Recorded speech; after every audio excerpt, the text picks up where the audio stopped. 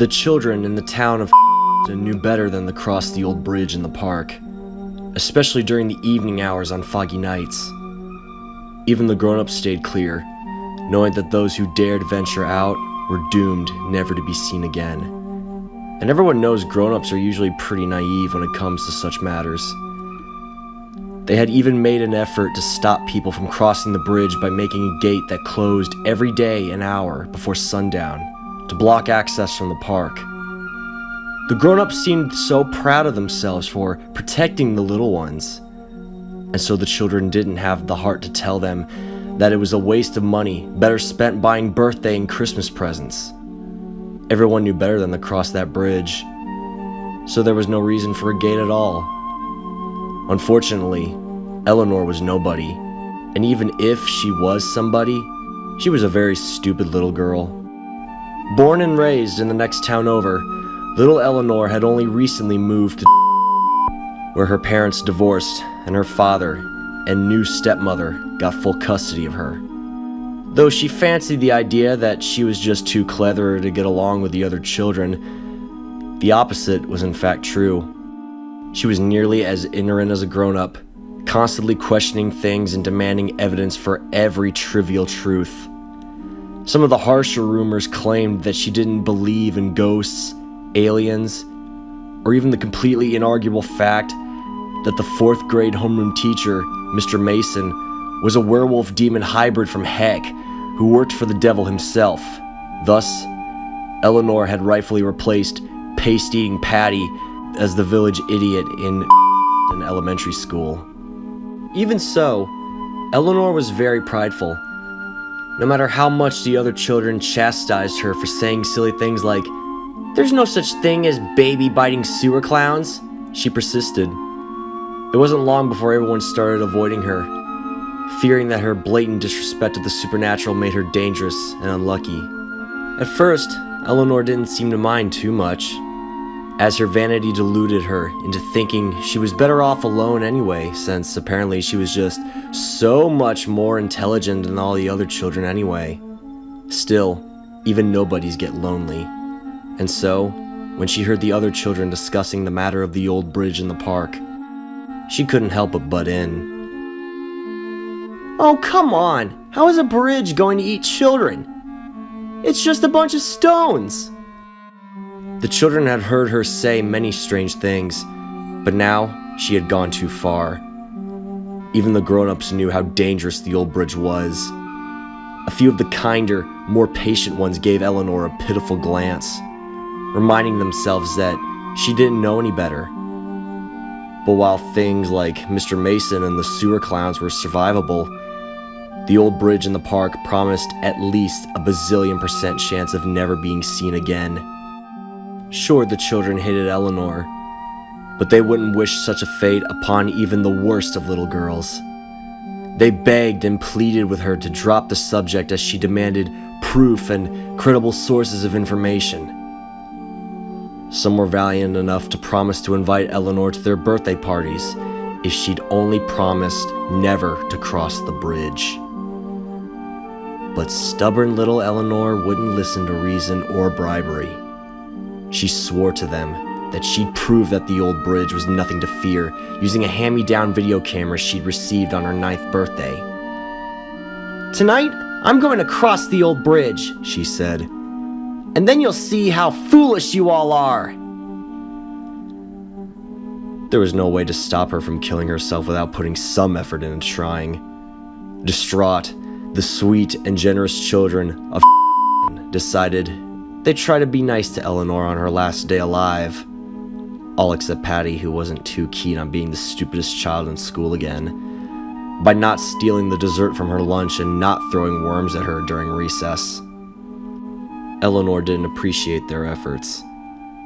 That night, Eleanor snuck out of the safety of her home, biked to the park, and struggled over the gate. Tonight was particularly foggy, and it took her longer than expected to get to the bridge. Apparently, the gate wasn't the only precaution the grown-ups took.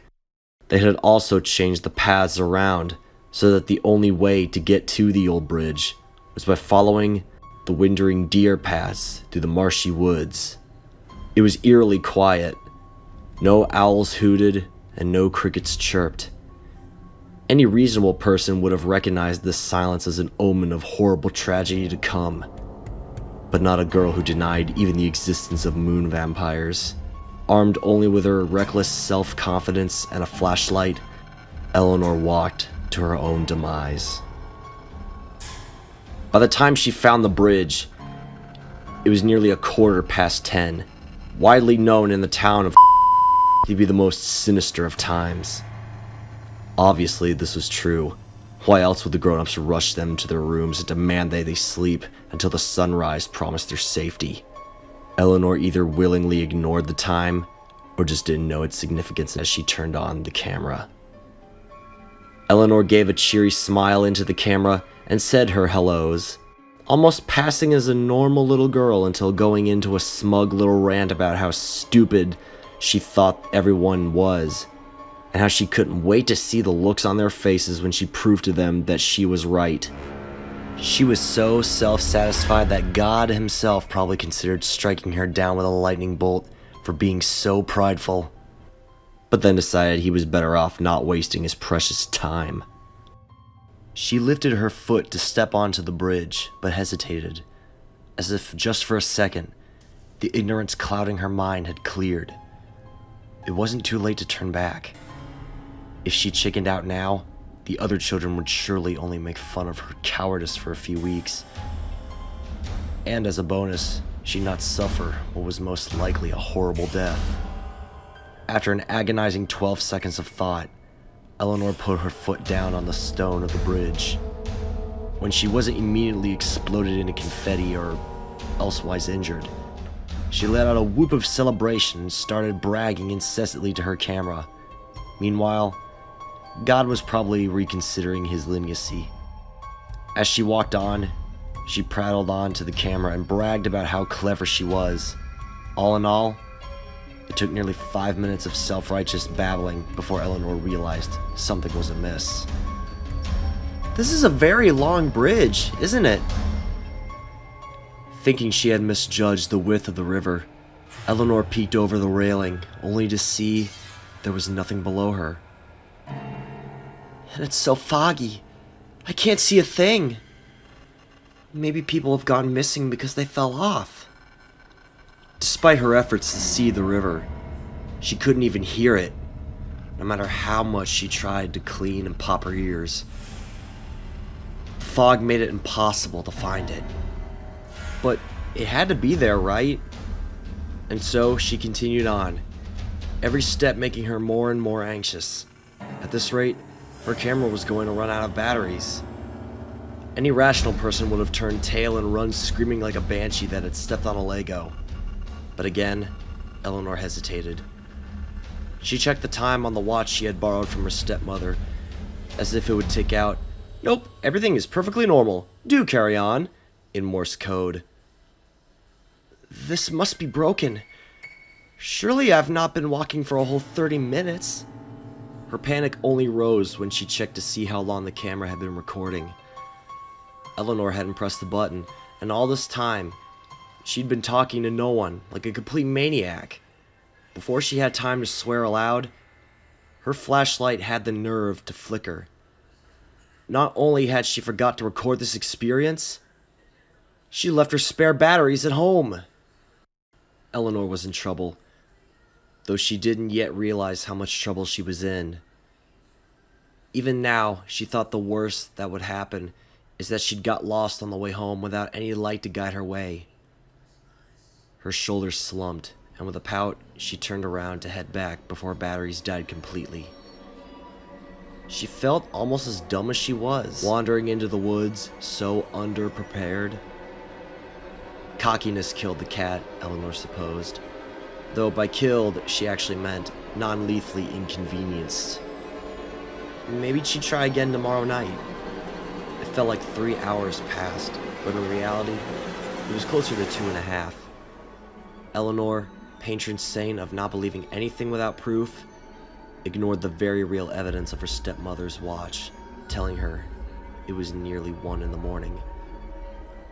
Unable to control herself anymore, She burst into a sprint and ran as fast as her little legs could carry her, desperate to see the bank of the river. Her flashlight gave out, and so did her confidence. She screamed as loudly as she could and fell into a heap onto the cold stone of the bridge. What was she supposed to do now? Turning back clearly wasn't any good, and seeing as the park was closed, there was no one around to hear her pitiful cries for help. And so Eleanor gave up. Instead of running around screaming, she opted to just sit there and wait for the sun to come up. Surely it'd be a waste of energy to do anything more. Hours passed by, slower than maple syrup right out of a too-cold fridge. Eleanor did anything she could think of to pass the time. Practice multiplication in her head, figure out what she'd tell her father when he found out she'd been out all night, wandering the woods. Anything but acknowledge that maybe she'd never get off this bridge alive. Though instead of fearing monsters, she was still afraid of earthly things like dying of wolves or boredom. To prevent at least one of these things, Eleanor put on her camera, for real this time, and began recording her goodbyes. At the very least, she thought, she could delay it if everything turned out alright. As if on cue, a light in her peripheral vision caught her attention. She quickly turned the camera off and got to her feet. Was it the sun already? No, it wasn't the right color, and it was too small. Could it be? Hey! Help! Like a moth drawn to a bug zapper, Eleanor scrambled to her feet and darted for the light. Help me! Hello? The light, or more accurately, the ancient old lady holding the light, responded. Are you lost, little girl? Eleanor slowed to a quick jog, tears of relief swelling in her eyes. No child in the entire world had ever been more happy to see a weird stranger on a bridge. Yes! Oh, thank you so much! I was getting worried that I'd never see anyone again! She couldn't yet see that the old woman had no eyes, or that her right arm appeared to be made of solid gold. She didn't see the many rows of bristle-like teeth, or the fingers that seemed to have twice as many bones as they should have. If she had, maybe she had stopped herself before running straight into the monster's arms and hugging her close. Please, will you take me home? The monster was taken aback. She'd eaten many children, but this was the first time to so quickly give itself up to her. This was very fortunate for Eleanor. If the monster were more focused, she'd have unhinged her jaw and swallowed her whole before Eleanor had the chance to look up and realize she was in mortal danger. With a scream, she threw herself off the monster and backed the way she came, without even looking back to confirm what she saw was real. Skeptic or not, she was more prepared to face the lonely bridge before facing what seemed to be an actual monster. The old woman regained her wits and let out a cackle before chasing after Eleanor. Don't you want my help anymore? Her feet pitter-pattered in such a way that it sounded like she had 3 sets of feet. Eleanor had never been an athletic child and was still plump with baby fat and too many Christmas sweets. But there's something about being terrified half to death that really gets the adrenaline pumping. Slow down, sweetie. It's been too long since I had a good meal. I can't keep up. Eleanor never listened, but for once it did her some good. Her lungs burned as she gasped in just enough air to propel her into safety. Though she didn't know it, the other children's carefulness was saving her. The monster was weak enough from hunger that she actually stood a chance of surviving. She was panting too hard to hear that the river was babbling below. Her eyes were too clouded with tears for her to see the sun was rising, and the fog was fading away. The moment the light of morning reached down to the bridge, The monster let out a terrible screech and quickly scurried down into the river. But Eleanor was still running until she was off the bridge and nearly out of the woods. Finally, she slowed to a walk to let her lungs rest. She'd done it. She survived the old bridge. With a start, Eleanor looked at her camera and nearly sobbed with joy. The whole thing had been recorded. There was concrete proof of the horrible monster and her escaping. Heck, she had really only screamed the one time, so she probably looked pretty brave. The other children would be so impressed with her. Her tearful rejoicing settled into a worried frown.